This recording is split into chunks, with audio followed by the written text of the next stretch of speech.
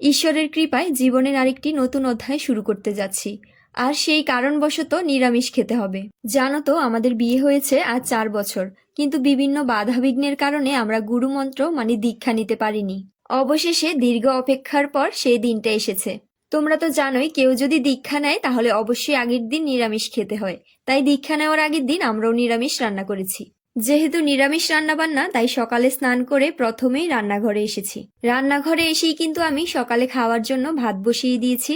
সাথে বেগুন ভাজা আর শুকনা মরিচ ভেজে আলু ভর্তা করেছি। তারপর আমি চলে গিয়েছি ভাত খাওয়ার জন্য। দিদি যেহেতু সকালে ভাত খায় না, তাই দিদি এদিকে ঢ্যাঁড়স ভাজিটা বসিয়ে দিয়েছে। আর নিরামিষ খাওয়ার দিন আমাদের ঘরের সবাই ডাল, ভর্তা, ভাজা বড়া এসব দিয়ে খেতেই বেশি পছন্দ করে। জানো তো, আমাদের সমাজে কিছু কিছু মানুষের কতগুলো প্রচলিত কথা আছে, কিন্তু এগুলো আমাদের কাছে একেবারে কুসংস্কারই মনে হয়।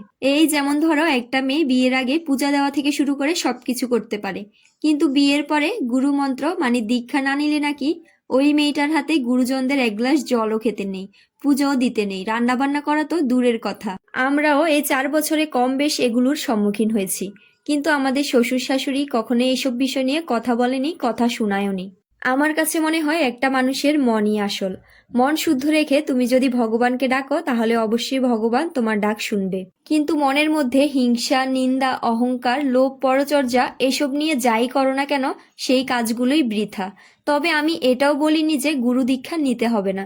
অবশ্যই গুরু দীক্ষা নিতে হবে, কিন্তু সবাই তো আর বিয়ের পরপরই নিতে পারে না। এইসব সমস্যাগুলো কেউ বোঝার চেষ্টা করে না। যাই হোক, তোমাদের সাথে তো অনেক কথাই বললাম। তো সন্ধ্যায় আমরা সবাই মিলে গিয়েছিলাম কালী মন্দিরে, কেননা আমরা যে নবদ্বীপের গুরুদেব থেকে মন্ত্র নিব, ওনারা এসেছিল পাঠ করার জন্য। আর ওই দিন সন্ধ্যায় গুরুদেবের দর্শন করার জন্য অনেক ভক্তবৃন্দ এসেছিল। আর আমরাও ওনার দর্শন পেয়ে নিজেকে অনেক ভাগ্যবান মনে করি।